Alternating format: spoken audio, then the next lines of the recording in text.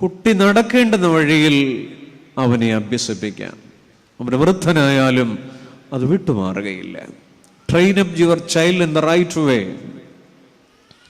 നോക്കൂ, ഏതാണ് ആ വഴി? 2 വഴികൾ ഈ രാത്രി നമുക്കൊന്ന് പറയാം.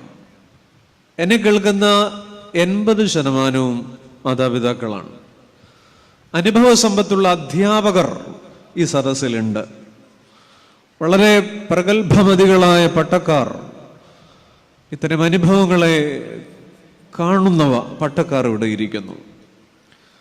പ്രിയപ്പെട്ട ദൈവജനമേ, യുവാക്കളുണ്ട്, യുവതികളുണ്ട്, കുഞ്ഞുങ്ങളുണ്ട്. ബാലൻ നടക്കേണ്ടുന്ന വഴി, കുട്ടി നടക്കേണ്ടുന്ന വഴി ഏതാണ്?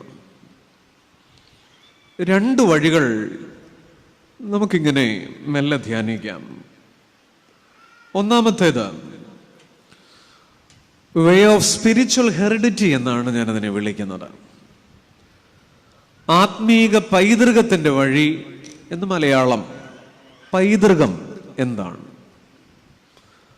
അപ്പനിൽ നിന്ന് മക്കളിലേക്ക്, അല്ലെങ്കിൽ ഒരു തലമുറയിൽ നിന്ന് അടുത്ത തലമുറയിലേക്ക് ലഭിക്കുന്നതിൻ്റെ പേരാണ് പൈതൃകം. കൊടുമണ്ണിൽ സ്വത്ത് പൈതൃകമായി കൈമാറ്റം ചെയ്യുന്നു. പഴയ ആഭരണങ്ങൾ മക്കൾക്ക് കൊടുക്കുന്നു, പഴയതൊക്കെ കൊടുക്കുന്നു, മക്കളിലൂടെ അത് കൈമാറ്റം ചെയ്യപ്പെടുന്നു. ഇതാണ് പൈതൃകം. പക്ഷെ ഇംഗ്ലീഷിലൊരു പ്രയോഗമുണ്ട്, genetic transmission of spiritual values. ആത്മീക മൂല്യങ്ങളെ ഇങ്ങനെ കൈമാറിക്കൊടുക്കുക. ഈ ഇരിക്കുന്ന മിക്ക പേരും കൊടുമൺ പള്ളിയിൽ കല്യാണം നടന്നവരാണ്, അല്ലേ? അല്ല. രജിസ്റ്ററായിരുന്നു, അല്ലല്ലോ. ഇവിടെ നടന്നവരാണ്. ആ വിവാഹ ശുശ്രൂഷയിൽ ഒരുപാട് നാം കേട്ടതാണ്. 1 മണിക്കൂർ. ഒരു വരി പറയട്ടെ. കല്യാണത്തിന്റെ അവസാനം ഇങ്ങനെ നമുക്കൊരു ബ്ലെസ്സിങ് കിട്ടി. അബ്രഹാം ഇസഹാക്കിലും, ഇസഹാക്ക് യാക്കോബിലും, യാക്കോബ് യൗസേപ്പിലും സന്തോഷിച്ച പ്രകാരം ഉത്തമ സന്താനങ്ങളെ കർത്താവ് നിങ്ങൾക്ക് നൽകട്ടെ. കിട്ടിയിട്ടുണ്ടോ? ഇല്ല. കല്യാണം കഴിക്കാതെ ആലോചന നടക്കുന്നതേ ഉള്ളൂ. കിട്ടിയിട്ടുണ്ടോ? ആ തലയെങ്കിലും ഒന്ന് അനങ്ങട്ടെ. ഉണ്ട്. അബ്രഹാം ഇസഹാക്കിലും, ഇസഹാക്ക് യാക്കോബിലും, യാക്കോബ് യൗസേപ്പിലും സന്തോഷിച്ചതുപോലെ നിങ്ങൾക്കും സന്തോഷിക്കേണ്ടതിന് നല്ല മക്കളെ കിട്ടട്ടെ എന്നാണ്. ഇതാണ് പൈതൃകം. ആരാണ് അബ്രഹാം? അബ്രഹാമിനെ കുറിച്ച് നാം വായിക്കുന്നത് ഏകനായി ലോത്തിനാൽ ഉപേക്ഷിക്കപ്പെട്ട ഒരു അബ്രഹാമുണ്ട്. അബ്രഹാം പിന്നെയും തെക്കോട്ട് യാത്ര ചെയ്തുകൊണ്ടിരുന്നു എന്നാണ്. തെക്കോട്ട് പോകുക എന്ന് പറഞ്ഞാൽ നമ്മുടെ നാട്ടിൽ അത്ര സുഖമുള്ള പോക്കല്ല, അവസാനത്തെ പോക്കാണ്. എന്നാൽ ജീവിതത്തിന്റെ തെക്ക് ദിക്കിലേക്ക്, ഊഷരതകളിലേക്ക് അബ്രഹാം ഏകനായി പോയപ്പോ പോകുന്നിടത്തൊക്കെയും യഹോവയ്ക്ക് യാഗപീഠം പണിതു. He build an altar for God. 6 യാഗപീഠങ്ങൾ അബ്രഹാം പണിഞ്ഞിട്ടുണ്ട്, ബഥേൽ മുതൽ മോറിയ വരെ. അതായിരുന്നു അബ്രഹാമിന്റെ അനുഗ്രഹം. ആ അബ്രഹാമിന്റെ മകൻ ഇസഹാക്ക്. 40 വയസ്സിലാണ് ഇസഹാക്ക് പെണ്ണ് കെട്ടണത്. 60 വയസ്സ് വരെ മക്കളുണ്ടായില്ല. നാം ഇടയ്ക്ക് ഇങ്ങനെ വായിക്കുന്നുണ്ട് ഉൽപ്പത്തിയിൽ, ഇസഹാക്ക് വൈകുന്നേരമായപ്പോൾ ധ്യാനിപ്പാൻ വെളിം പ്രദേശത്ത് പോയിരിക്കുകയായിരുന്നു. അപ്പന്റെ മകൻ അപ്പനെ പോലെ ജീവിതത്തിന്റെ ഊഷരതകളിൽ ദൈവബന്ധത്തെ നിർത്തി. ഇനി ഈ ഇസഹാക്കിന്റെ മകൻ യാക്കോബ്, ആള് സകലമാന സൂത്രപ്പണി ഒപ്പിച്ച ആളാണ്. അപ്പന് ബീഫ് ഫ്രൈക്കകത്താണ് പണി കൊടുത്തത്. ചേട്ടന് പ്രഥമനകത്ത് ഏലക്ക മൂപ്പിച്ചിട്ട് കൊടുത്തിട്ടാണ് ജ്യേഷ്ഠാവകാശം മേടിച്ചത്. പക്ഷേ ജീവിതത്തിന്റെ ഒരു വേള അദ്ദേഹം പറയുന്നുണ്ട്, ദൈവമേ, നീ എന്നെ അനുഗ്രഹിച്ചല്ലാതെ ഞാൻ നിന്നെ വിടുകയില്ല. I will not let you go unless you bless me. എൻ്റെ അർത്ഥം എന്താ? വേറെ ഒരുപാട് പേരുടെ അനുഗ്രഹം ഞാൻ തട്ടിപ്പറിച്ചിട്ടുണ്ട്. എൻ്റെ ചേട്ടന്റെ അനുഗ്രഹം പിടിച്ചു മേടിച്ചതാണ്, അപ്പന്റെ അനുഗ്രഹം പിടിച്ചു മേടിച്ചാണ്. പക്ഷെ ഇന്ന് പറയാ, യാബോക്ക് കടവിൽ നീ എന്നെ അനുഗ്രഹിച്ചല്ലാതെ. എന്ന് പറഞ്ഞാൽ അപ്പാ, നീ അനുഗ്രഹിക്കാതെ വേറെ ആരനുഗ്രഹിച്ചിട്ടും പറയൂ കാര്യമില്ല. അതാണ് യാക്കോബ്. ആ യാക്കോബിന്റെ മകൻ യോസഫ് മിസ്രൈമിൽ പ്രലോഭനങ്ങളും സിരകളിൽ മോഹത്തിന്റെയും കാമത്തിന്റെയും ആവേശോജ്വലമായ പ്രലോഭനങ്ങൾ ഏറി വരുമ്പോ ആ മനുഷ്യൻ പറയുന്നുണ്ട്, 20കളിലാണ്, ഞാൻ എൻ്റെ ദൈവത്തോട് പാപം ചെയ്യില്ല. കേൾക്കുമോ പ്രിയ പിതാവേ? നമ്മുടെ കല്യാണത്തിന് കിട്ടിയ ബ്ലെസ്സിംഗ് ആണ്. അബ്രഹാം ഇസഹാക്കിലും, ഇസഹാക്ക് യാക്കോബിലും. യാക്കോബ്, ഇതാണ് പൈതൃകം, ഇതാണ് ആത്മീക പൈതൃകം. എൻ്റെ പ്രിയപ്പെട്ടവരെ, നമ്മുടെ മക്കൾ നടക്കേണ്ട ഒന്നാമത്തെ വഴി, ക്രിസ്ത്യൻ പേരന്റിങ്ങിന്റെ ഒരു വഴി ഈ ആത്മീക പൈതൃകത്തിന്റെ വഴിയാണ്. 37-ാം സങ്കീർത്തനം 25-ാം വചനം പറയുന്നുണ്ട്, നീതിമാന്റെ സന്തതി ആഹാരമിരക്കുന്നത് ഞാൻ കണ്ടിട്ടില്ല. നോക്കൂ, മുടിയൻ പുത്രന്റെ കഥയിൽ അല്ല, ധൂർത്തപുത്രന്റെ കഥയിൽ ഒരു കുറവേ ഉള്ളൂ, അമ്മയില്ല. ചോദിക്കട്ടെ, അമ്മയുള്ള വീട്ടിൽ നിന്ന് ആരാണ് പുറപ്പെട്ടു പോവുക? ഇല്ല. നല്ല അമ്മയുള്ള വീട്ടിൽ നിന്ന് ഒരു മക്കളും പുറപ്പെട്ടു പോകില്ല. മുടിയൻ പുത്രന്റെ കഥയിൽ അമ്മയില്ല. സബദി മക്കളുടെ കഥയിൽ അമ്മയുണ്ട്, പക്ഷെ അമ്മയ്ക്ക് സ്വാർത്ഥതയുടെ ദുർഗന്ധമാണ്. ഒരുത്തിന് ഫിനാൻസും ഒരുത്തിന് ഹോം മിനിസ്ട്രിയും കൊടുക്കണം കർത്താവേ. യാക്കോബിനും യോഹന്നാനും ഇടത്തും വലത്തും. എൻ്റെ പ്രിയപ്പെട്ടവരെ, നമ്മുടെ മക്കളൊക്കെ വളരുന്നത് പ്രകൃതത്തിലാണ്. നമ്മൾ ജനിച്ച് മുന്നോട്ട് വരുന്നത്, നമുക്കൊരു നേച്ചറുണ്ട്, നമ്മുടെ പ്രകൃതം. നമ്മുടെ മക്കളോട് നമ്മൾ പറയുന്നതിന്, മക്കളെ, പാമ്പിനെ തിന്നുന്ന നാട്ടിലാണ് നീ ചെല്ലുന്നതെങ്കിൽ ഏത് പീസ് കഴിക്കണം? ഇവിടെ അറിയില്ല. ഇന്ന് രാവിലെ ഫിലാഡൽഫിയയിൽ നിന്ന് വന്നവരായതുകൊണ്ട് കേട്ടിട്ടുണ്ടാവില്ല. പാമ്പിനെ തിന്നുന്ന നാട്ടിലാണ് ചെല്ലുന്നതെങ്കിൽ, അതെ, ഈ ലോകം എങ്ങനെയാണോ അതിനനുസരിച്ച് നീങ്ങുക, അതാണ് പ്രകൃതം. എന്നാൽ ബൈബിൾ പറയുന്നു, കുട്ടി നടക്കേണ്ടുന്ന വഴി പ്രകൃതമല്ല, പൈതൃകത്തിലാണ്, ചില നല്ല മൂല്യങ്ങളിൽ. അത് ധൂർത്തപുത്രന്റെ കഥയുടെ വഴിയല്ല, സബദി മക്കളുടെ കഥയുടെ വഴിയല്ല. നമ്മുടെ സൺഡേ സ്കൂൾ അധ്യാപകർ ഇവിടെ ഇരിപ്പുണ്ട്. ഞായറാഴ്ച 45 മിനിറ്റ് എന്തിനാണ്? പ്രകൃതത്തിൽ നിന്ന് സുഹൃതങ്ങളെ സൃഷ്ടിക്കേണ്ട ഇടമാണ് സൺഡേ സ്കൂൾ. കേൾക്കുമോ? പ്രകൃതങ്ങളിൽ നിന്ന് സുഹൃതങ്ങളെ സൃഷ്ടിക്കേണ്ട ഇടമാണ് എന്ത്? സൺഡേ സ്കൂൾ അധ്യാപകർ എന്നെ ഒന്ന് നോക്കി ചിരിച്ചാ മതി, കൈയൊന്നും പോക്കണ്ട. പ്രകൃതങ്ങളിൽ നിന്ന് സുഹൃതങ്ങളെ, വിർച്യൂസ്, നേച്ചർ അല്ല.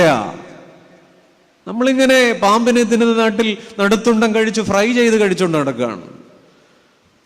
ലോകത്തിനൊരു അനുരൂപമാകുകയാണ്.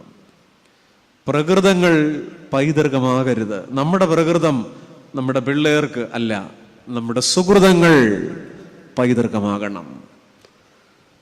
ബാലൻ നടക്കേണ്ടുന്ന വഴി, the way of spiritual heredity. ഞാനിവിടെ ഇരിക്കുന്ന അപ്പനോടും അമ്മയോടും ചോദിക്കട്ടെ,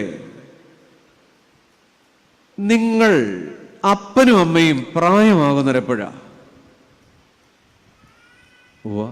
എത്ര വയസ്സില? 60, 70? എത്ര വയസ്സിലാണ് അപ്പനും അമ്മയും പ്രായമാകുന്നത്?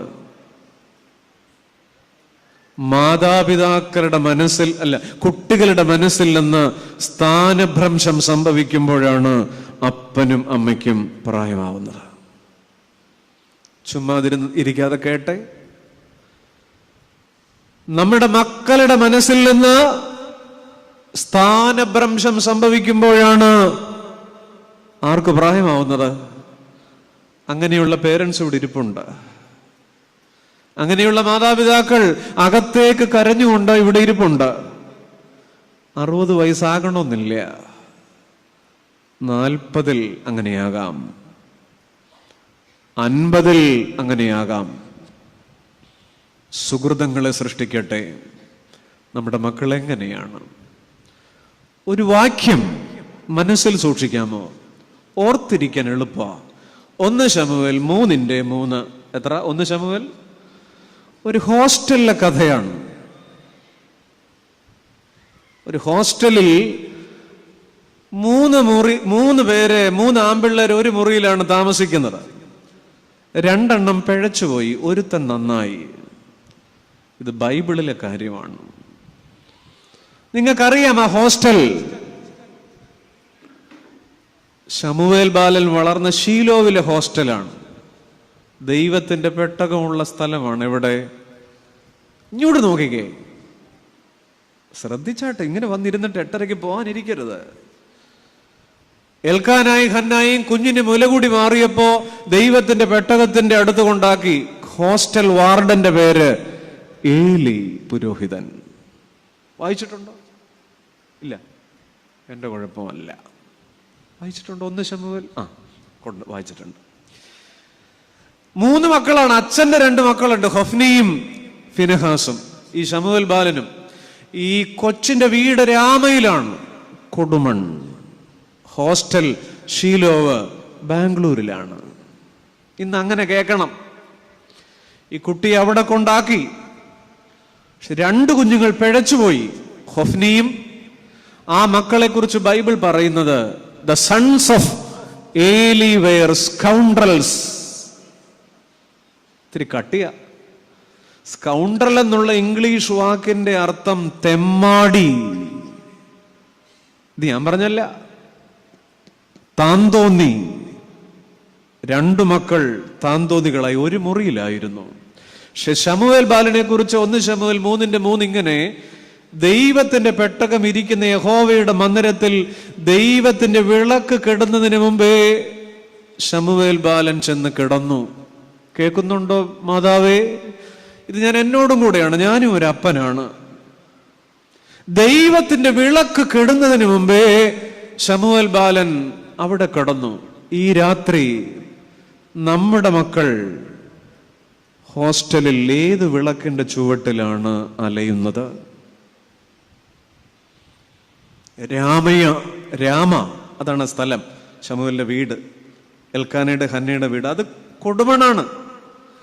ഷീലോ, ദൈവത്തിന്റെ പെട്ടകം ഇരിക്കുന്ന സ്ഥലം, ബാംഗ്ലൂരോ കോയമ്പത്തൂരോ പോണ്ടിച്ചേരിയോ ഇനി എറണാകുളമോ ഡൽഹിയോ ആവാം. നിങ്ങളുടെ മക്കളായിരിക്കുന്ന സ്ഥലമാണ്. നമ്മുടെ മക്കൾ ഏത് വിളക്കിന്റെ ചുവട്ടിലാണ് ഈ രാത്രി അലയുന്നത്? ഏത് പാതിരാവിലും കെട്ടുപോകാത്തൊരു ഇളം നീല വെളിച്ചം അവരുടെ കാതിന്റെ ഓരത്തുണ്ട്.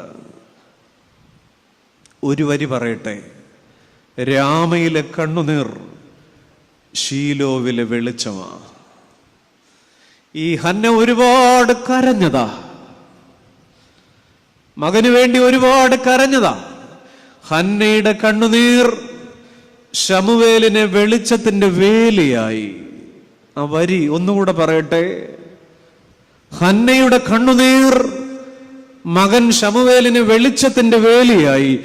ഏതൊരമ്മയും മക്കൾക്ക് വെളിച്ചം കൊണ്ട് വേലി കെട്ടേണ്ടവരാണ്. ഏതൊരപ്പനും വെളിച്ചം കൊണ്ട് മക്കൾക്ക് വേലി കെട്ടേണ്ടവരാണ്. ഹൊഫ്നിയും ഫിനെഹാസും തകർത്താടുകയാണ്. സ്കൗണ്ടറൽസ്. അവരെ കുറിച്ച് ബൈബിൾ പറയുന്നത്, അവർ സമാഗമന കൂടാരത്തിൽ ബാല്യക്കാരത്തികളുമായി അവിഹിത വേഴ്ചയിലേക്ക് പോയി. വേണ്ടാത്ത വഴികളിലൂടെ പോയി, വഴിപാടിനെ നിന്ദിച്ചു. അവര് 2 വഷളായി പോയപ്പോ ആ മുറിയിൽ ഒരു മകൻ നന്നായി. അകലങ്ങളിൽ നമ്മുടെ മക്കളുടെ വെളിച്ചത്തിന്റെ വേലി. വീടുകളിൽ മാതാപിതാക്കളുടെ കണ്ണീരാ. ഈ 2 ഹൊഫ്നി ഫിനെഹാസോടെ ബൈക്ക് എടുത്തോണ്ട് പോകുമ്പം രാത്രിയിൽ ശമൂവേലിനെ വിളിച്ചിട്ടുണ്ട്, കേരള ട്രിപ്പിൾ അടിച്ചു പോകാം, മന്തി കഴിച്ചിട്ട് വരാം, നമുക്കൊരു സിനിമ കാണാം, വേറൊരു വഴിയുണ്ട്, നമുക്ക് പബ്ബിൽ പോകാം. ശമൂവേൽ പറഞ്ഞു, ഇല്ല, രാമയിൽ, അങ്ങകലെ രാമയിൽ കരയുന്നൊരമ്മയുണ്ട്. ഇന്ന് രാത്രി നമ്മുടെ മക്കൾ നുരഞ്ഞു പൊന്തുന്ന കപ്പെടുത്ത് ചുണ്ടോടടുപ്പിക്കുമ്പോൾ, കപ്പിനും ചുണ്ടിനും ഇടയ്ക്ക് ചീയേസ് പറയുമ്പോൾ അപ്പ എറിഞ്ഞാൽ സങ്കടപ്പെടുമെന്ന് നമ്മുടെ മോന് തോന്നുന്നു. അമ്മ എറിഞ്ഞാൽ സങ്കടപ്പെടുമെന്ന് നമ്മുടെ മോന് തോന്നുന്നു, മോക്ക് തോന്നുന്നു. രാമയിലെ കണ്ണുനീർ ശീലോവിലെ വെളിച്ചത്തിന്റെ വേലിയ, കൊടുമണ്ണിലെ വീട്ടിലെ കണ്ണുനീർ.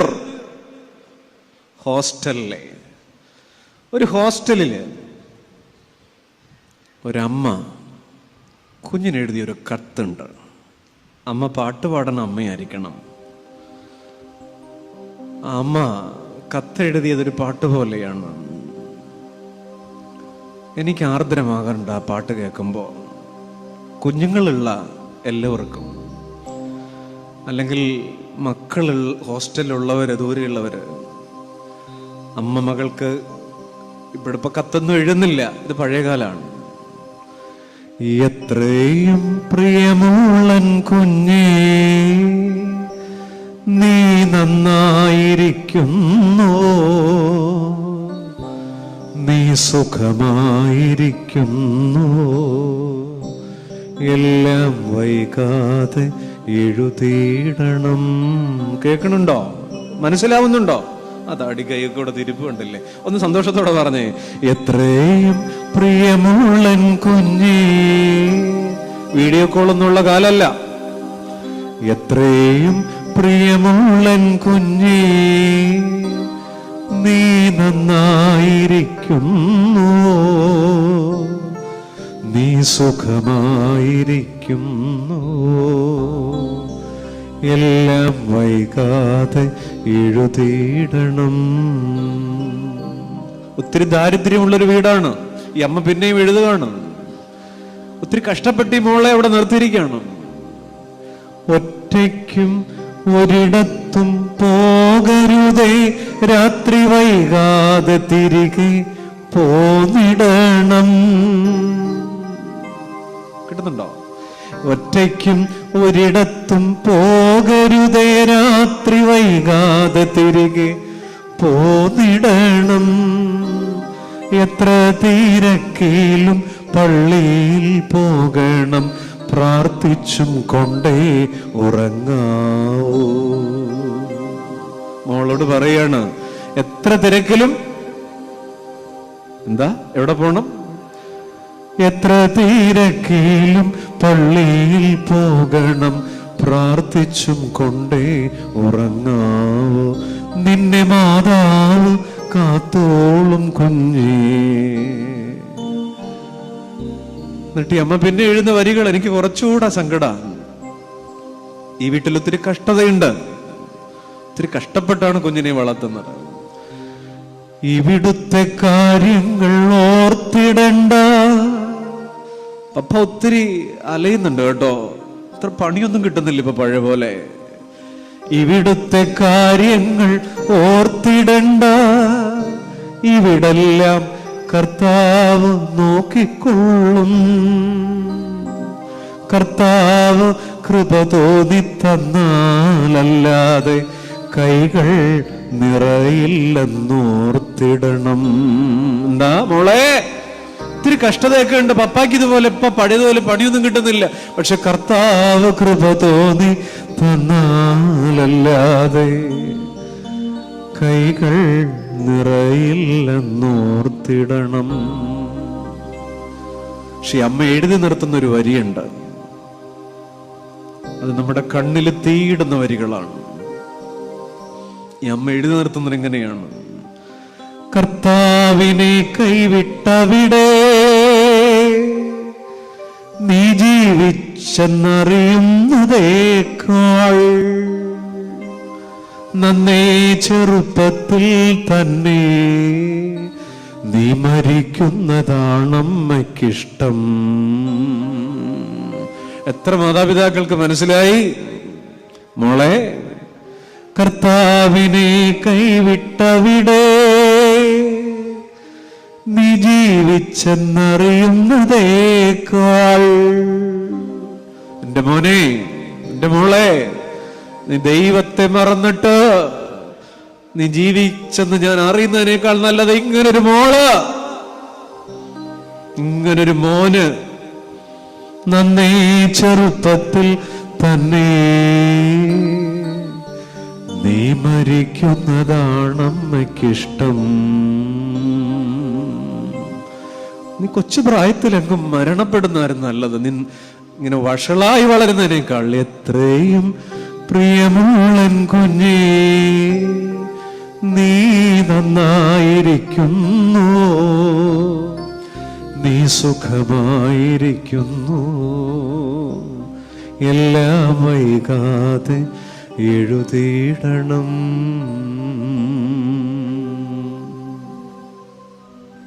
എൻ്റെ പ്രിയപ്പെട്ടവരെ, ഈ ഒരു കത്ത് എൻ്റെ കണ്ണിൽ തീടുന്നുണ്ട്. ശീലോവിലെ വെളിച്ചത്തിന്റെ വേലി, രാമയിലെ കണ്ണുനീരാ. കേരളത്തിൽ പടിഞ്ഞാറോട്ടൊഴുകുന്ന 41 നദികളുണ്ട്. PSക്ക് എഴുതാം. കിഴക്കോട്ടൊഴുകുന്ന 3 നദികളുണ്ട്, കബനി, ഭവാനി, പാമ്പാർ. പക്ഷെ മുകളിലേക്കൊഴുകുന്നൊരു നദി ഒരു പുസ്തകത്തിലും പഠിക്കാനില്ല. അത് കണ്ണീരാ. കുലംകുത്തി ഒഴുകുന്ന നൈൽ നദിയിലൂടെ ഒരു പെട്ടകം ഇങ്ങനെ താഴോട്ട് പായാൻ വെമ്പി നിൽക്കുമ്പോ പിഞ്ചു കുഞ്ഞതിൽ കൈകാലിട്ടടിക്കുന്നു. അതിശീക്രം പായുന്ന ആഴമുള്ള നൈൽ നദിയിലൂടെ ഈ പെട്ടകം താഴോട്ട് പോകാതെ തടഞ്ഞു നിർത്തിയത് ഞാങ്ങണയാണെന്ന് ഞാൻ വിശ്വസിക്കുന്നില്ല. തീരത്ത് കരയുന്ന ഒരമ്മയുടെ കണ്ണീരാ.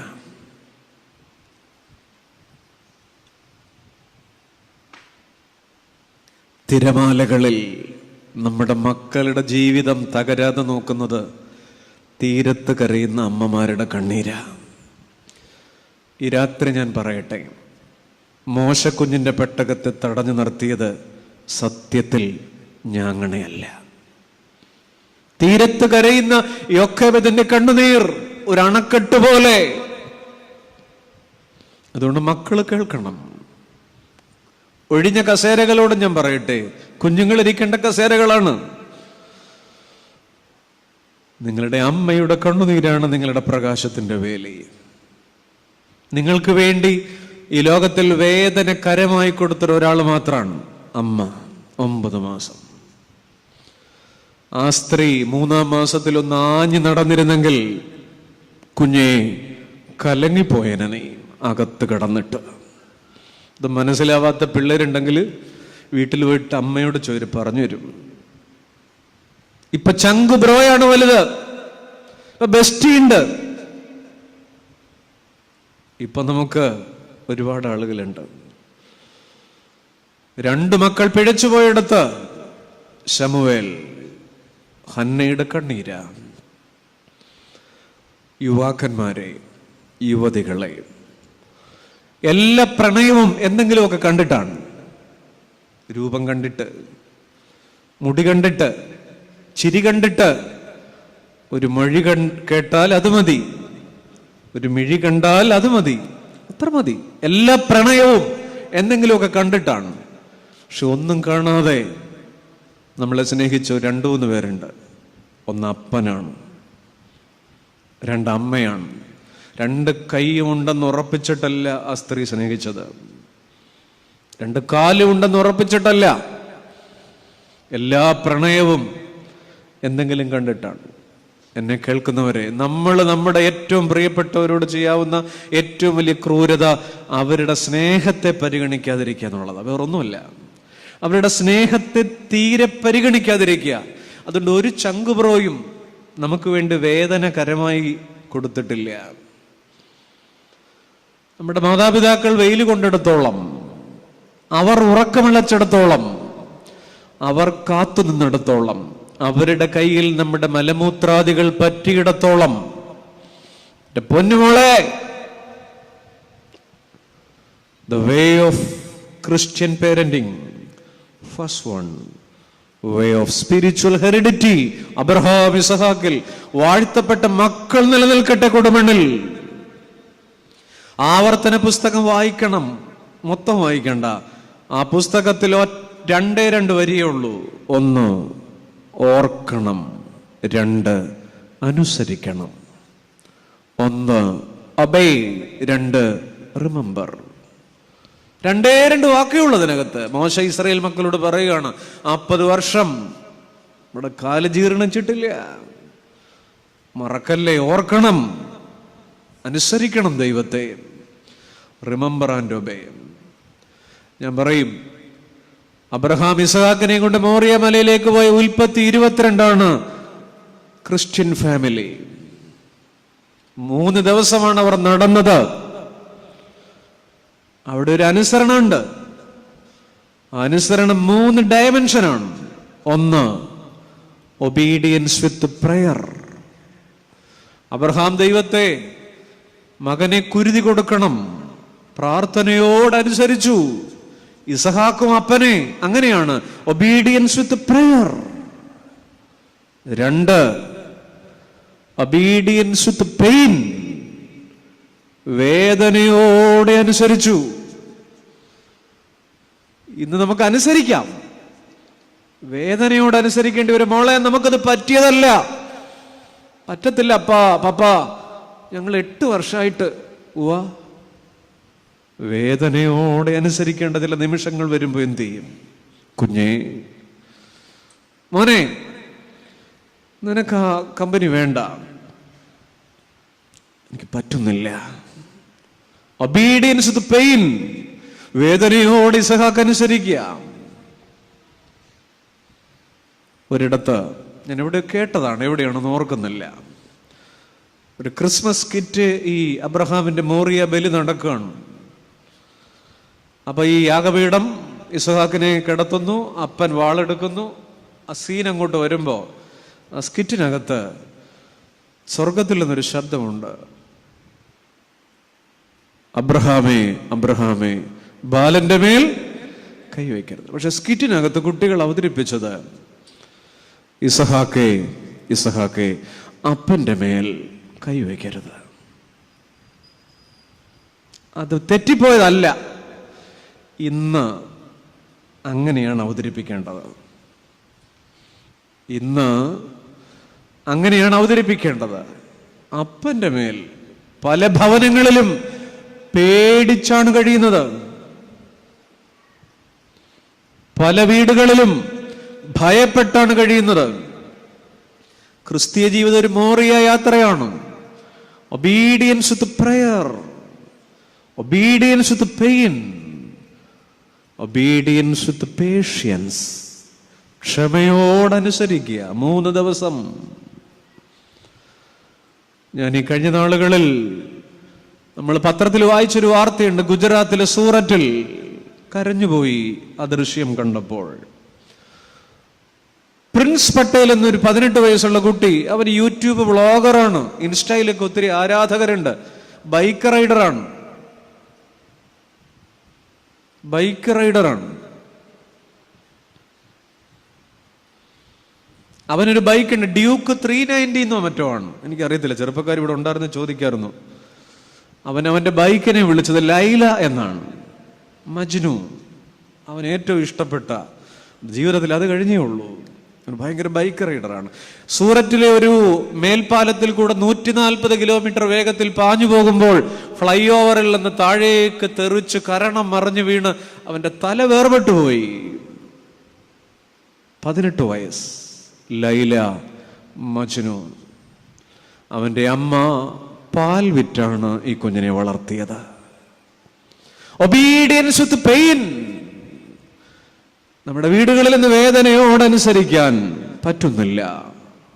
Obedience with prayer, obedience with patients. ഒരു കാര്യം പറയട്ടെ, നമ്മുടെ കർത്താവിനെ തിരക്കി അമ്മ മറിയവും 2-3 ചങ്ങാതിമാരും കൂടെ ആ വീടിന്റെ പുറത്തില്ല ഭയങ്കര ആളാണ്.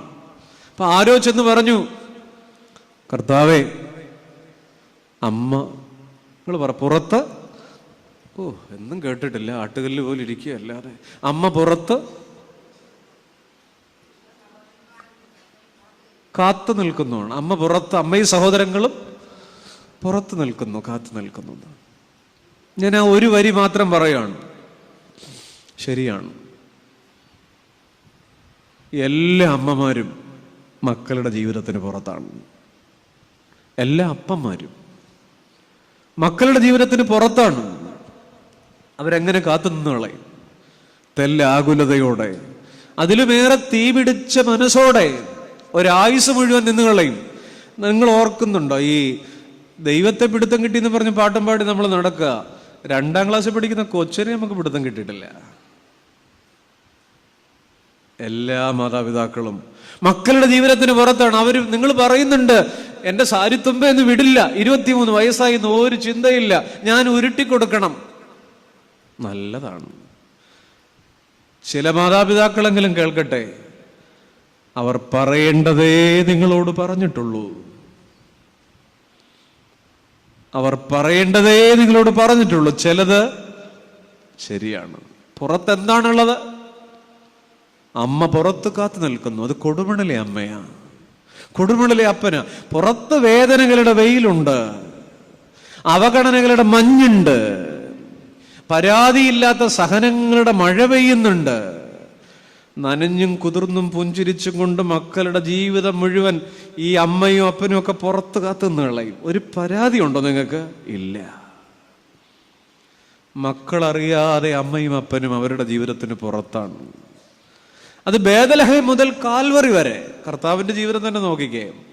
ബേദലഹേം ശൈശവത്തിൻ്റെതാണ്. ശൈശവത്തിൽ പോലും ഈ കുഞ്ഞിനെ കുറിച്ച് എന്താണെന്ന് അമ്മയ്ക്ക് അറിയില്ല. എടുത്തുകൊണ്ട് പേറ്റുപായിൽ ഓടുകയാണ് മിസ്രൈമിലേക്ക്.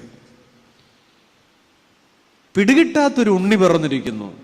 ആരൊക്കെയോ എന്തൊക്കെയോ ദിവ്യതയുള്ള കുഞ്ഞാണെന്ന് പറയുന്നു. സത്രത്തിന്റെ പുറത്തലഞ്ഞ വേദനയുണ്ട്, കാലിത്തൊഴുത്തിൽ ദുർഗന്ധമുണ്ട്, വേദനയോടെയുള്ള പാലായനമുണ്ട്, പ്രവാസമുണ്ട്. ശൈശവത്തിൽ പോലും ഈ അമ്മ വേദനകളുടെ പുറത്താണ്, വേദനകളിലാണ്. നമ്മുടെ കാലം അങ്ങനെ തന്നെയല്ലേ? കർത്താവിന്റെ കൗമാരം നസറത്തിലാണ് വളർന്നത്. കൗമാരം നസറത്തിൻ്റെതാണ്. 12 വയസ്സിൽ മിസ്സായി കുഞ്ഞ്. പള്ളിയിൽ നിന്ന് വന്ന വഴി 12 വയസ്സാണ്, പൊടിമീശ മുളയ്ക്കണ പ്രായം. അപ്പം വിചാരിച്ചു അമ്മയുടെ കൂടെ ഉണ്ടാവും, അമ്മ വിചാരിച്ചു അപ്പൻ്റെ കൂടെ ഉണ്ടാവും. മാതാപിതാക്കളുടെ കൺഫ്യൂഷൻ, അതിൻ്റെ ഇടയിൽ വിരലുകൾക്കിടയിലൂടെ വഴുതിപ്പോയൊരു കൗമാരമുണ്ട്. കൊടുമണിലെ കൗമാരം ഇങ്ങനല്ലേ? പലയിടത്തും 1 parent ചൈൽഡാ. മക്കളുടെ കാര്യം അമ്മയ്ക്കാ. അപൂർവം ചിലയിടത്ത് തിരിച്ചു 1 parent ചൈൽഡാണ്. വിരലുകൾക്കിടയിലൂടെ കൗമാരത്തിൽ 12 വയസ്സുകാരൻ നഷ്ടപ്പെട്ടു. മിസ്സിംഗ്. നമ്മുടെ മക്കൾ കൗമാരത്തിൽ നഷ്ടപ്പെടുക. എന്നിട്ടോ കണ്ടുപിടിച്ചു കഴിഞ്ഞപ്പോൾ വായിക്കൊള്ളാത്തൊരു വർത്താനം. അമ്മ അമ്മ നിന്നെ അന്വേഷിച്ചെന്ന് പറയും. അമ്മ, എൻ്റെ പിതാവിനുള്ളതിൽ ഞാൻ ഒരു മുന്നണിക്കം പിടിച്ചൊരു കൊച്ചു തല്ല് കൊടുക്കേണ്ട വർത്താനാണ്. 2-3 ദിവസം അന്വേഷിച്ച് കരിഞ്ഞു നിൽക്കുമ്പോഴാണ് അമ്മ. Communication gap. കമ്മ്യൂണിക്കേഷൻ ഗ്യാപ്പ് നമ്മുടെ വീട്ടിലില്ലേ? ഒരു 10 വയസ്സ് കഴിഞ്ഞാൽ ഈ ഗ്യാപ്പ് നമ്മുടെ വീട്ടിലില്ലേ? അപ്പനും അമ്മയ്ക്കും മനസ്സിലാകുന്നില്ല. മീരായു മേനോൻ എന്ന് പറയുന്ന മലയാളത്തിലെ ഒരു കവിയത്രിയുണ്ട്. നല്ല കവിതകൾ ആനുകാലികങ്ങളിൽ എഴുതാറുണ്ട്. കുറെ കാലം മുമ്പ് മീര എഴുതി ഒരു ഹൃദയത്തിന്റെ യാത്ര. കുറെ കാലം മുമ്പാണ്. 2 വരി ഇങ്ങനെയാണ്: എവിടെയെന്നറിയുവാൻ വാങ്ങിക്കൊടുത്തൊരാ മൊബൈലും മകളും ഇന്നെവിടെയെന്നറിയുമോ? കേൾക്കേണ്ടവർക്ക് കേൾക്കാം. +2 പഠിക്കുന്ന 9ാം ക്ലാസ്സിൽ പഠിക്കുന്ന മോൾക്ക് ഇത് വാങ്ങിക്കൊടുത്തിട്ട് എവിടെ എത്തി? സ്കൂള് വിട്ടോ? എവിടെയെന്നറിയുവാൻ വാങ്ങിക്കൊടുത്തൊരാ മൊബൈലും മകളും ഇന്നെവിടെയെന്നറിയുമോ? കിട്ടിയില്ലേ? ഇല്ല, എൻ്റെ കുഴപ്പമല്ല. മനസ്സിലാവുന്നുണ്ടോ? കൊച്ചുമില്ലിപ്പോ, അത്രേ ഉള്ളൂ. കൗമാരം നസറയത്ത് കൗമാരത്തിൻ്റെതാണ്. Missing communication gap. യേശുവിന് യൗവനം ഗലീലയിലാണ്. ഗലീലക്കാരനായി വളർന്നു. അവിടെയാണ് വീട്ടിൽ വരാതിരിക്കുന്നത്. പുത്രനെ കാണാൻ കിട്ടുന്നില്ല അമ്മയ്ക്ക്. റേഞ്ചിന് പുറത്താ. കൊടുമണ്ണിലെ യൗവനം എവിടെയാ? റേഞ്ചിന് പുറത്തല്ലേ. 20 കഴിഞ്ഞു, 22 കഴിഞ്ഞു. അവർക്ക് അവരുടെ വഴി, അവർക്ക് അവരുടെ തീരുമാനങ്ങൾ. മക്കൾ, അമ്മ പുറത്തോ അകത്തോ, അപ്പൻ പുറത്തോ അകത്തോ. അമ്മ വന്ന് പുറത്ത് നിൽക്കുകയാണ്. No entry. നിങ്ങൾ ആ വഴി എടുക്കരുത്. ആ ചിന്ത ക്രിസ്തു അങ്ങനെയല്ല ധരിക്കേണ്ടത്. ഈ രാത്രി ഇങ്ങനെ ധരിച്ചോളൂ. നമ്മുടെ മക്കളുടെ യൗവനത്തിലും പലയിടത്തും അമ്മയപ്പനും പുറത്താണ്. ഇനി ഒരു കാര്യം തലം കിടേണ്ടതിന്, രക്തം വിയർക്കുന്ന കാൽവറിയുണ്ട്. അവിടെ അമ്മ പുറത്താ. കാൽവറിയിൽ നമ്മുടെയൊക്കെ കുഞ്ഞുങ്ങൾക്ക് ചില വേദനകളുടെ സഹനയാമങ്ങളുണ്ട്. അവർ കൈവിട്ടുപോയി. മരണവേദനയും. അവിടെ അമ്മ, ഒരു സ്ത്രീ അനുഭവിക്കാവുന്ന ഏറ്റവും വലിയ സങ്കടം, 1 വൈധവ്യം, 2 പുത്രമരണം. ഇത് രണ്ടും അമ്മയ്ക്ക് കിട്ടി. അവിടെ എല്ലാവരും ഇട്ടിട്ട് പോയി. പക്ഷെ ഇട്ടിട്ട് പോകില്ല എന്നുറപ്പുള്ള ഒരാളുണ്ട്. അതുകൊണ്ട് നമ്മൾ വലിയ വെള്ളിയാഴ്ച പാടുന്നത് എന്താ? ബഹുസങ്കടവും വ്യാകുലവും പൂണ്ടവൾ അകലത്തായി. അങ്ങനെ ഒരു വഴിയില്ല. എന്താ? അകലത്തായി നിന്നാൾ ജനനീ. അങ്ങനെയാണ്, അകലത്താണ്. വേദനകളുടെ കാൽവറിയിലും അമ്മ തെല്ലകലെ അല്ലേ. പൂണ്ടവൾ പ്രാവ് സമം കേണു. എന്താ ഈ പ്രാവ് സമം കേണു? പ്രാവ് കരയണതിന്റെ പേര് കുറുക എന്നാണ്. എന്താണ് കുറുകൽ? കേട്ടിട്ടില്ല. CBSE ICSE ഒക്കെ ആയത്. അകത്തേക്ക് കരയുന്നതിന്റെ പേരാണ് കുറുകൽ. കൊടുമണ്ണിൽ എത്രയോ വീടുകളിൽ പുറത്തേക്ക് കരയാൻ പറ്റുന്നില്ല. ഇവിടെ ഇരിക്കുമ്പോൾ പോലും അകത്തേക്ക് കരയുകയാണ്. അതാണ് കുറുകൽ. പ്രാവ് സമം നമ്മളാണ്. ഈ ഇരിക്കുന്ന അമ്മയാണ്, ഈ ഇരിക്കുന്ന അപ്പനാണ്. ഞാനൊരു കാര്യം പറയട്ടെ. ഞാൻ ഈ അമ്മമാരെ കുറിച്ച് മാത്രമല്ലല്ലോ പറയേണ്ടത്. ഞാനുൾപ്പെടെയുള്ള ഈ ഇരിക്കുന്ന അപ്പന്മാർ,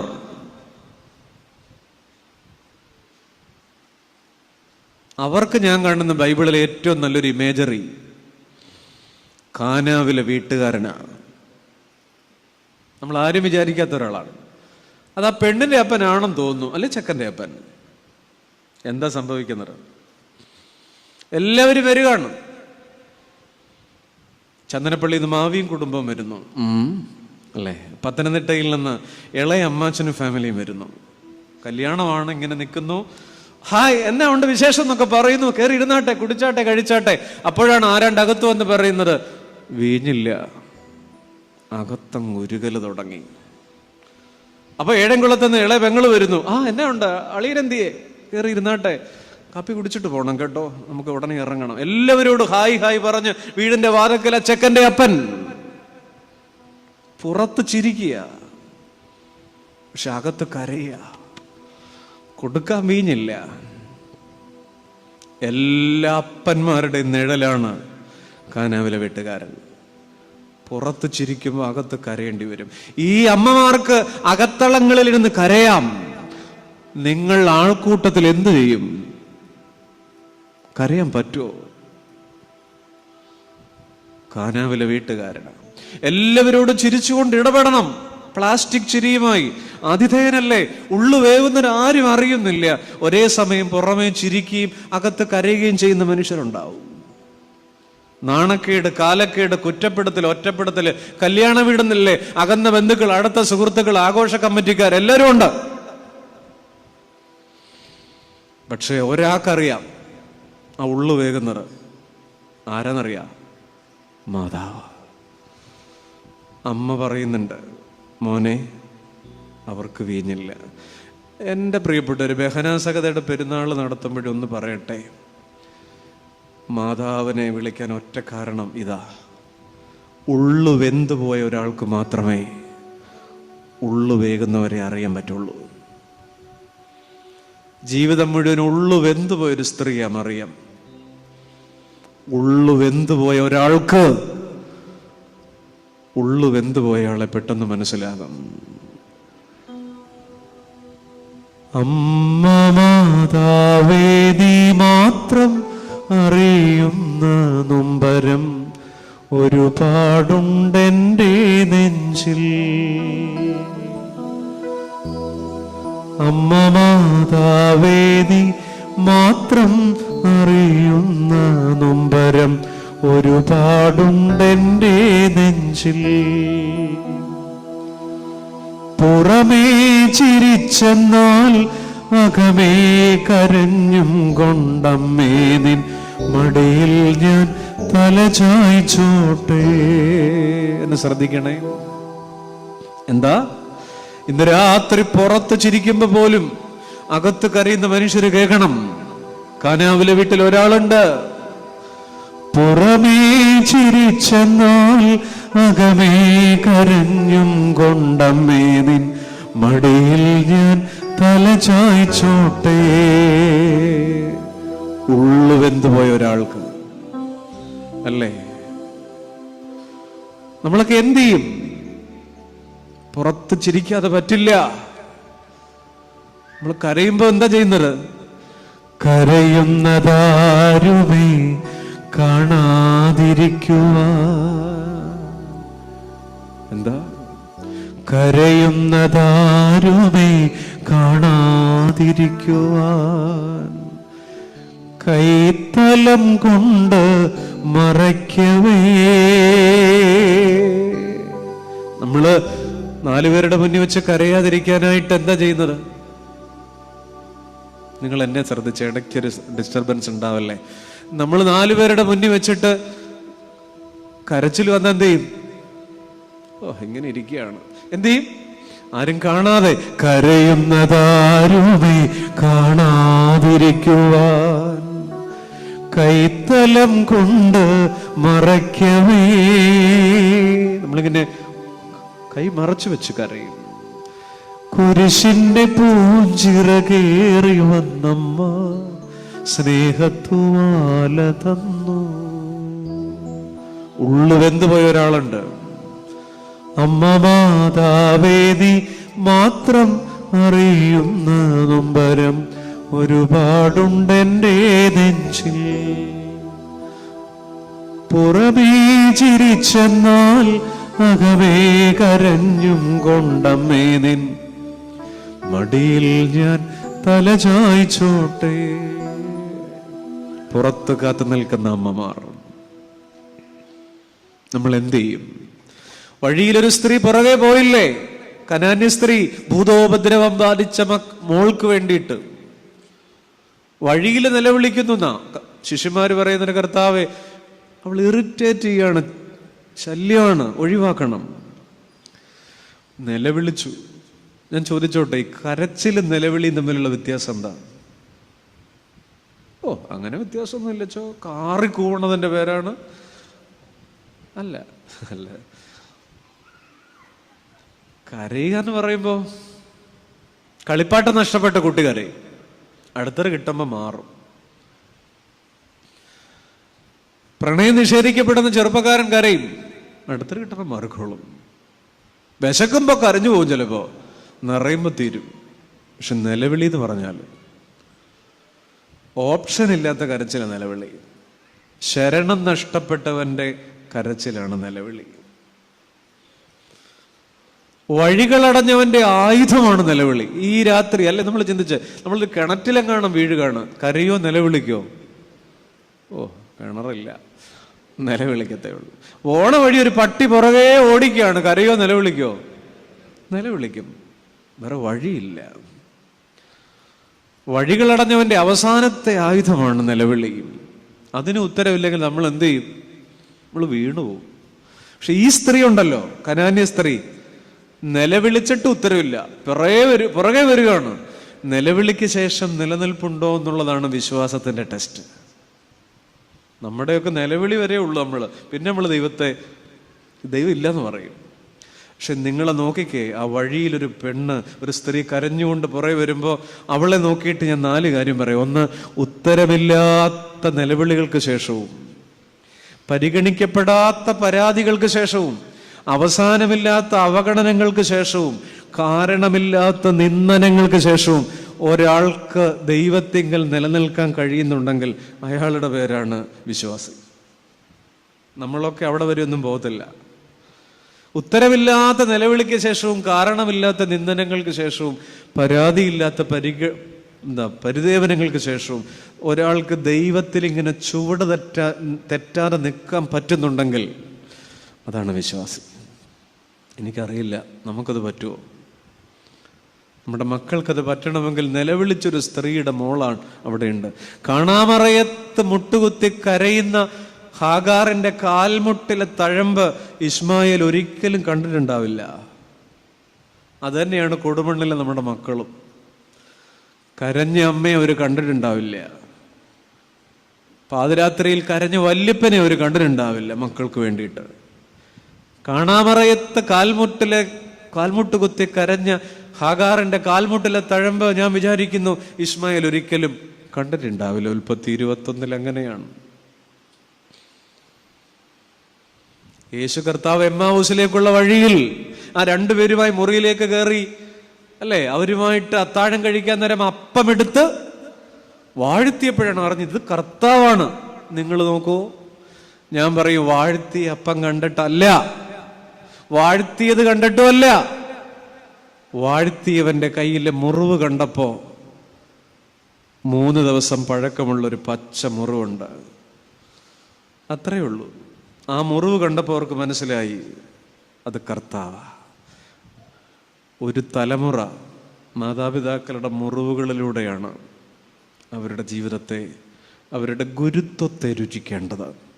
നമ്മൾ വളർത്തുന്നത്, നമ്മൾ പിള്ളേർ വളർത്തുകല്ലേ നമ്മളല്ലേ, ഒരു കഷ്ടപ്പാടും അറിയിക്കാതെയാണ് ദൈവം സഹായിച്ച്, അല്ലേ? രണ്ടാമത്തെ വഴി പറഞ്ഞു നിർത്താം. കുട്ടി നടക്കേണ്ടുന്ന വഴിയിൽ അവനെ അഭ്യസിപ്പിക്കുക. അവൻ വൃദ്ധനായാലും അത് വിട്ടുമാറുകയില്ല.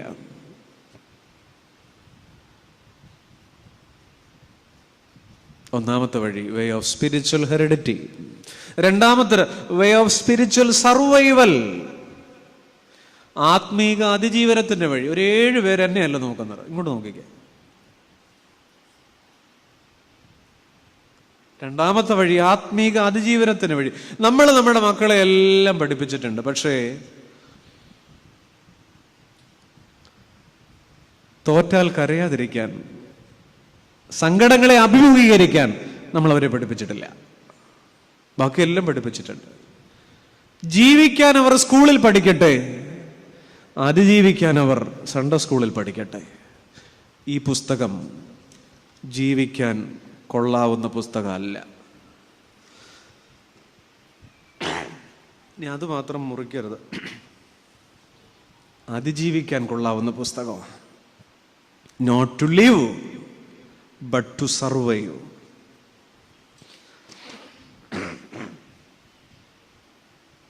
അതിജീവിക്കാൻ, ആ വരി ഒന്നുകൂടെ ഞാൻ പറയാം. ജീവിക്കാൻ അവർ സ്കൂളിൽ പഠിക്കട്ടെ, അതിജീവിക്കാൻ സൺഡേ സ്കൂളിൽ.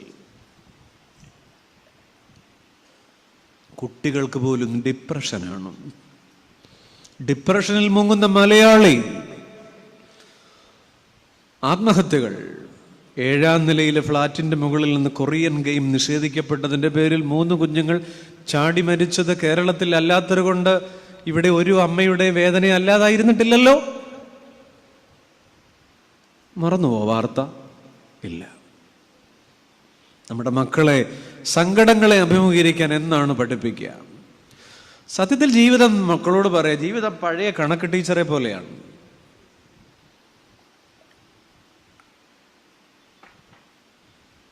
ഈ കണക്ക് ടീച്ചർക്ക് ഒരു കുഴപ്പമുണ്ട്, വേറൊരു ടീച്ചർക്ക് ഇല്ലാത്ത കേട്. എന്നെ ഒരു ടീച്ചർ കേൾക്കുന്നുണ്ട്. കണക്കാണോ വിഷയമെന്ന് എനിക്കറിയില്ല. കൊച്ചമ്മ ഏതാ വിഷയമെന്ന് എനിക്കറിയില്ല. ഈ നമ്മളൊരു പീരീഡ് ഫ്രീ ആണെന്ന് കണ്ടാൽ, ഇന്നൊരു സാറ് വന്നിട്ടില്ലെന്ന് കണ്ടാൽ, ഉച്ച കഴിഞ്ഞ് ആദ്യത്തെ പീരീഡ് കൃത്യമായിട്ട് ഈ ടീച്ചർ ക്ലാസ്സിൽ വരും. എന്നിട്ട് 2 പ്രോബ്ലം തന്നിട്ട് പോകും. 2 പ്രോബ്ലം തന്നിട്ട് പോയിട്ട് ഇത് ചെയ്തു വെക്കാൻ പറയും. കണക്ക് ടീച്ചറുടെ പ്രത്യേകതയാണ്. നമ്മൾ ഫ്രീ ആണെന്ന് കണ്ടാൽ എന്തെങ്കിലുമൊക്കെ കണക്ക് പ്രോബ്ലം തരും. സത്യത്തിൽ ദൈവം കണക്ക് ടീച്ചറെ പോലെയാണ്. നമ്മളിങ്ങനെ ഒന്ന് സെറ്റിലായി വരുമ്പോഴത്തേക്ക് ഒരു സങ്കടം അങ്ങോട്ട് മാറി നേരെ അങ്ങോട്ട് നിൽക്കാൻ തുടങ്ങുമ്പോൾ ഏതെങ്കിലും ഒരു പ്രോബ്ലം ഇട്ട് തന്നിട്ട് പുള്ളിക്കാരൻ പറയും സോൾവ് ചെയ്യാൻ. അങ്ങനെ പ്രോബ്ലം സോൾവ് ചെയ്ത് കുഴഞ്ഞിരിക്കുന്നവരാണ്. എങ്കിലും നമ്മൾ പാടുന്നുണ്ട്, നമ്മുടെ മക്കൾ പാടുന്നുണ്ട്, take it easy, take it easy. കണ്ണിലൊരു മുള്ളു കൊണ്ടാൽ, ഏത് പിള്ളേരുടെ നോക്കണ്ട, ഒന്നുമില്ലല്ലോ ഇവിടെ. കണ്ണിലൊരു മുള്ളു അല്ല, എന്താ, കാലിലൊരു മുള്ളു കൊണ്ടാൽ ടേക്ക് ഇറ്റ് ഈസി, കാതിലൊരു നുള്ളു കൊണ്ടാൽ ടേക്ക് ഇറ്റ് ഈസി, കൂട്ടം തെറ്റിയാൽ ടേക്ക് ഇറ്റ് ഈസി. കുഴപ്പമില്ല, ടേക്ക് ഇറ്റ് ഈസി. പക്ഷെ മക്കൾക്ക് അതാവുന്നില്ല. പ്രിയപ്പെട്ടവരെ, ഈ പുസ്തകത്തിൽ നീ വീഴില്ല എന്നൊരു വാക്കില്ല. പക്ഷെ നീ വീണാലും എഴുന്നേൽക്കും എന്നൊരു വാക്കുണ്ട്. അതുകൊണ്ട് ഞാൻ പറയാം, ജീവിക്കാനല്ല, അതിജീവിക്കാനാണ്. We need 3 torches. നമ്മുടെ ക്രിസ്തീയ ജീവിതം 3 ടോർച്ചാണ്. ഒന്ന് വിശ്വാസം, അതൊരു ടോർച്ചാണ്, ഇരുട്ടിലൂടെയുള്ളൊരു യാത്രയാണ്. 2 പ്രത്യാശ, അതൊരു ടോർച്ചാണ്. 3 സ്നേഹം. അതുകൊണ്ട് നമ്മുടെ മക്കളോടൊക്കെ പറയണം, സങ്കടം ഉണ്ടാവും, ദൈവം അനുവദിക്കുന്ന സഹനങ്ങളെ സ്തോത്രത്തോടെ ഏറ്റുവാങ്ങുക. നമ്മൾ ദൈവം അനുവദിക്കുന്ന സഹനങ്ങളും ഉണ്ട്, ദൈവം അനുവദിക്കാത്ത സഹനങ്ങളും ഉണ്ട്. അതിലേതാണെന്നെങ്ങനെ അറിയും? പക്ഷെ നമ്മുടെ രഹസ്യ പ്രാർത്ഥനകളിൽ ഒരു പ്രാർത്ഥനയുണ്ട്, കർത്താവേ, ഞാൻ മരിക്കുന്നതിന് മുമ്പ് അനുവദിക്കാതെ നിവൃത്തിയില്ലെന്നുള്ള സഹനം സഹിക്കാനുള്ള ബലം എനിക്ക് തരണമേ. ഇല്ലാണ്ടാകാനല്ല, ദൈവമേ, ഞാൻ മരിക്കുന്നതിന് മുമ്പ് അനുഭവിക്കാതെ നിവൃത്തിയില്ലെന്നുള്ള സങ്കടം അനുഭവിക്കാനുള്ള ബലം. പ്രാർത്ഥിക്കാൻ പറ്റുമോ നമുക്കങ്ങനെ? ഒന്നും ഉണ്ടാവില്ലേ എന്നല്ലേ നമുക്ക് പ്രാർത്ഥിക്കാൻ പറ്റുള്ളൂ. നമ്മുടെ മക്കളോട് പറയാം,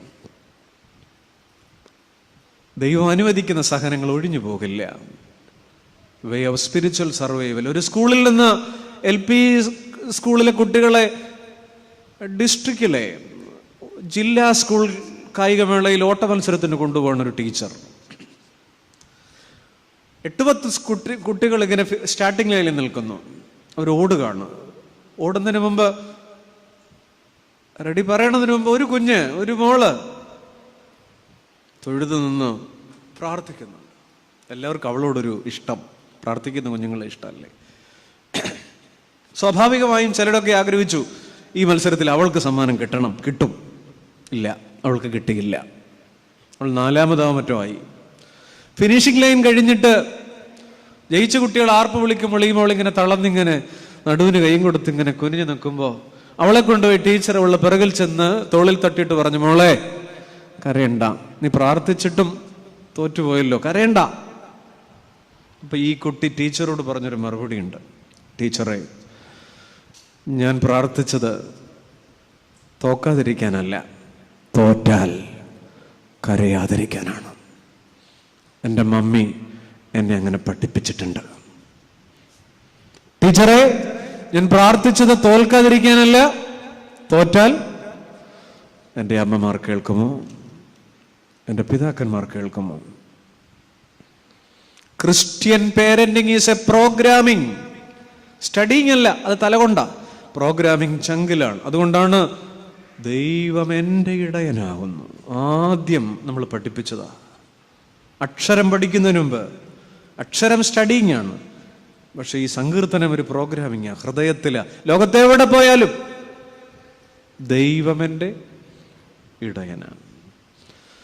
അതുകൊണ്ട് ഒരു കുഞ്ഞിൻ്റെ ആദ്യത്തെ യൂണിവേഴ്സിറ്റി ക്ലാസ് റൂം എന്ന് പറയുന്നത് ഏതാണ്? അമ്മയുടെ മടിയാണ്. അമ്മയുടെ മടിയാണ്. നമ്മളെ കുരിശ് വരയ്ക്കാൻ പഠിപ്പിച്ചതൊരു പ്രോഗ്രാമിങ്. അവരവരെ അമ്മമാരെ ഓർത്തേ. ഒരു വയൽപ്പൂ പോലെ ആ സ്ത്രീ പോയിട്ടുണ്ടോ അപ്പുറത്തേക്ക്? എങ്കിലും ഓർത്ത് നോക്കിക്കേ. നമ്മളെ പ്രാർത്ഥിക്കാൻ സങ്കീർത്തനം പഠിപ്പിച്ചത് സ്വർഗസ്ഥനായ പിതാവേ അമ്മയുടെ മടിയിൽ. ആദ്യമായ അമ്മച്ചി നിന്നെ ചൂണ്ടിക്കാണിച്ചു തന്നു.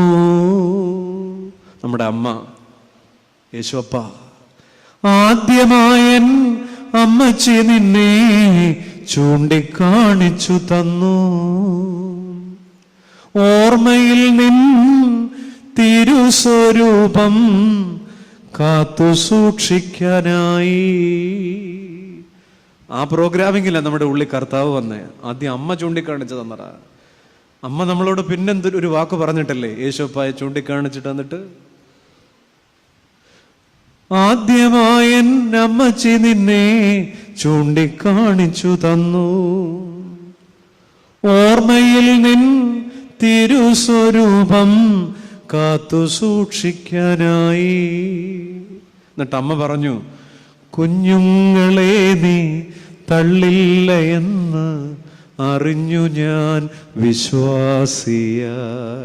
കുഞ്ഞുങ്ങളുടെ പ്രാർത്ഥന ഒരിക്കലും ദൈവം കളയില്ല.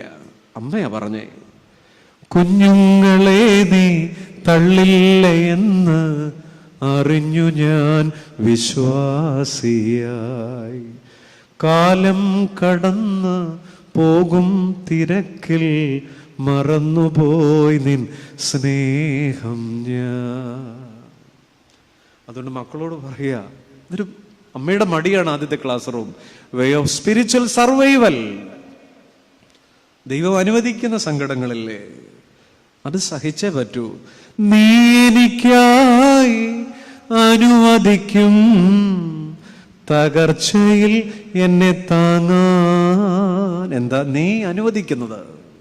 നീ എനിക്കായി അനുവദിക്കും തകർച്ചയിൽ എന്നെ താങ്ങാൻ. പാവനാത്മൻ അനുദിനവും മനക്കരുത്തെനിക്കേകി. അതുകൊണ്ട് നമ്മുടെ മക്കൾക്ക് പറയാൻ പറ്റണം, ഞാൻ തോൽക്കുകയില്ല ഈ ജീവിതത്തിൻ ഘോര വെല്ലുവിളികളിൽ.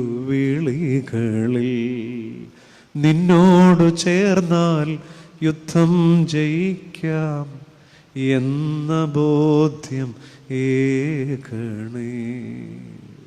ചോരയിൽ നീ മുങ്ങുമ്പോഴും എന്നെ ഓർത്തല്ലോ, എൻ ജീവൻ കാത്തല്ലോ. അവസാനിപ്പിക്കട്ടെ. പ്രതിസന്ധികളിൽ നമ്മുടെ മക്കൾ പറയട്ടെ, ജീസസ് ഈസ് മൈ ആൻസർ. എൻ്റെ കർത്താവാണ് എൻ്റെ ഉത്തരം. നീ വീണാലും എഴുന്നേൽക്കും. ദൈവം അനുവദിക്കുന്ന സങ്കടങ്ങൾ. ഒന്ന്, വേ ഓഫ് സ്പിരിച്വൽ ഹെറിഡിറ്റി. ഷീലോവിലെ ഹോസ്റ്റൽ മറന്നു പോകരുത്. ഷീലോവിലെ വെളിച്ചത്തിന്റെ വേലി രാമയിലെ അമ്മയുടെ കണ്ണീരാ. രണ്ട്, way of spiritual survival. Way of spiritual heredity and way of spiritual survival. ആത്മീക അതിജീവനത്തിന്റെ വഴി, ആത്മീക പൈതൃകങ്ങളുടെ വഴി. ഈ രാത്രി നമ്മുടെ കുഞ്ഞുങ്ങളോട്, മാതാപിതാക്കളോട് ഈ ചെറിയ വചനം പറയുകയാണ്. Christian parenting is a grace. Parenting is an art. മക്കളെ വളർത്തുക അതൊക്കെ ഒരു കഴിവാ. But Christian parenting is a grace. അതൊരു കൃപയാ. ദൈവം അനുഗ്രഹിക്കട്ടെ.